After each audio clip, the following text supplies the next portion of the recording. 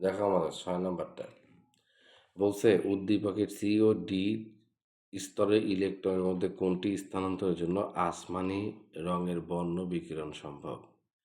C এবং D স্তরের ইলেকট্রনের মধ্যে কোনটি স্থানান্তরের জন্য?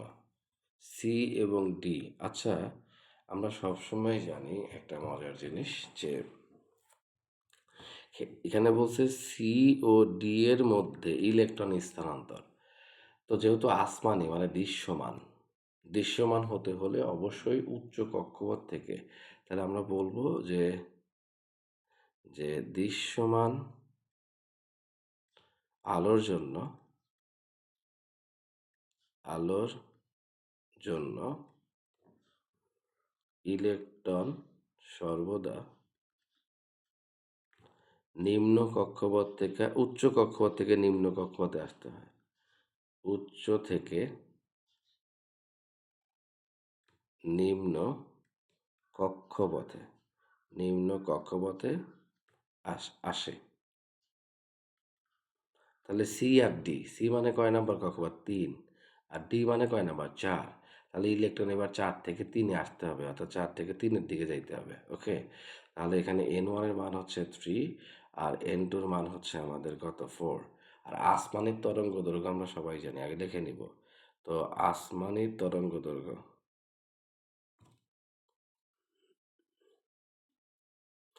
আসমানির ল্যামডার মানটা কত বলতে পারো? আচ্ছা, পারো না।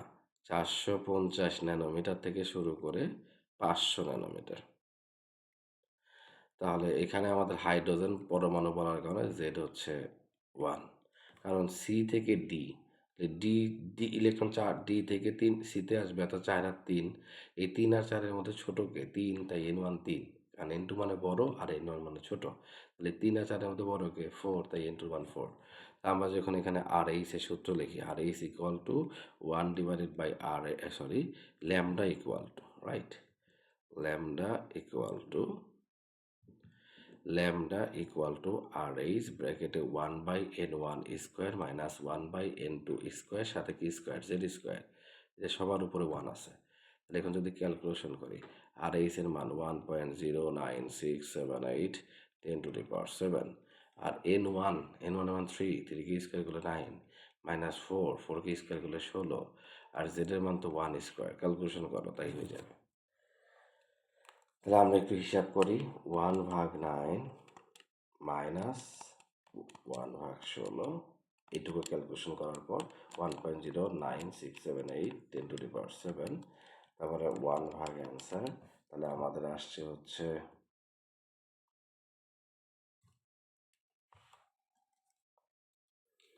ওকে 4 থেকে কই আসলো? 4 থেকে 3 স্কোয়ার, তো হয়েছে তো 1/9 মাইনাস 1/16 into 1.09678 10⁻7, 1 ভাগ অ্যান্সার ইন্টু আমাদের 10⁻9 ক্যালকুলেশন করলে অ্যান্সার আসছে আমাদের হচ্ছে 1800। আচ্ছা, মানে আমি এইখান থেকে যে অ্যান্সারটা বের হয়েছে সেটা ছিল হচ্ছে আসলে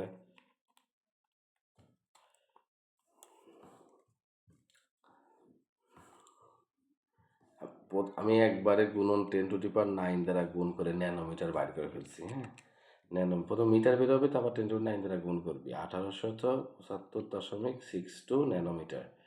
কিন্তু এই রেঞ্জের মধ্যে পড়ে নাই, তার মানে আমাদের কোনো বর্ণই দেখাবে না, আমার দেখাবে না আসমানি কালার রং বিকিরণ সম্ভব নয়, একেবারেই সম্ভব নয়, যেহেতু এটা আসমানি তরঙ্গ দৈর্ঘ্যের মধ্যে পড়ে নাই, তাহলে সম্ভব নয়। হ্যাঁ, ওকে।